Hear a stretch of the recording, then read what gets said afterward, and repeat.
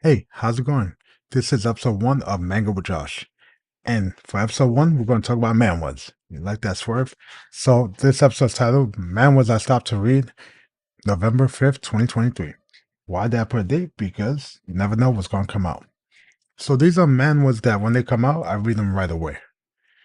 The first one I want to touch on is called Murim Login. Murim Login. As the name suggests, it's talking about the world of Murim, Chinese martial arts, things like that. But it starts off with the main character living in modern world with hunters and the portals, like most things nowadays. And he finds a VR device. So he's like a cleaner, he's nobody, but he finds this virtual reality device, little pod, takes it home, and he goes into it. And it takes him to the world of Murim. And because it's dominated by martial arts, he's doing martial arts and he's going on missions, things like that. And everything that he does there, the stats that he gains, the levels, translates to the real world. So he's able to increase his rank. To be fair, the real world isn't the main selling point of this. You're barely in it.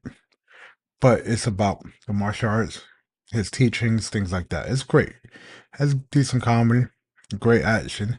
And as of recording this podcast episode, it has a total of 174 chapters. Next, man, what I want to touch on is Reformation of the Deadbeat Noble.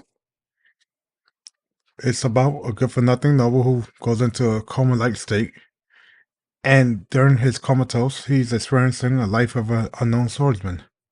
Swordsman comes to a small village, and from dusk till dawn, he's just swinging a sword, a giant broadsword, and he does that until he dies.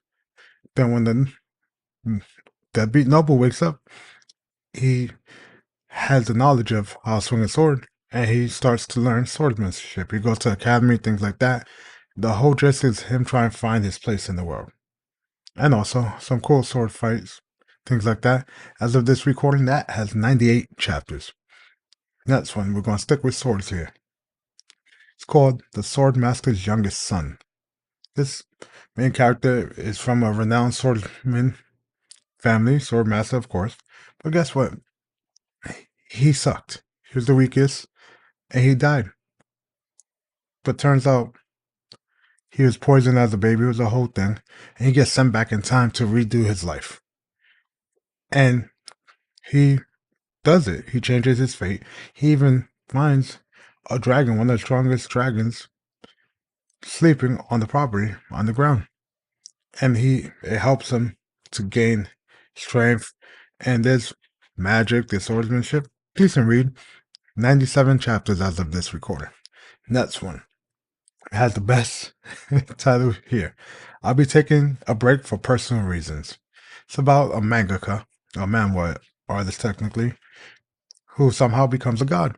He gets an app on his phone that turns him into a god. And this is another world that has hunters with ranks, stuff like that. And he's just a normal guy who just gets strength from becoming a low-level god. And it's about his everyday life and him moving up in the ranks and getting more followers, sacrifices, all of that. And as of this recording, that has 75 chapters. The last one, I saved the best for last, in my opinion. If you like battle mangas, hunters, things like that, this is for you. Transcension Academy. Like I said, so level hunters A, B, C, S rank, stuff like that. The main character, it's a normal guy. You meet him, he's on a construction site. He's trying to earn money to put himself through hunter school. That costs a lot of money because hunters make a lot of money. And he gets a notification on his phone. He thinks it's a spam about some great Transcension Academy, hence the title. And with that, he's able to learn from transcendental beings such as Hercules, Merlin, things like that. So, Wukong. And guess what? It's all done through video. So he sits there and learns, watches it, does the homework. But while he's watching this, his peers see him staring at a blank phone, so they don't think he's actually training or anything. And he gets stronger and stronger as time progresses. It's pretty cool. And as of this recording, that has 83 chapters. So those are the manhwas that when they come out, I stop to read them immediately. as of November 5th, 2023.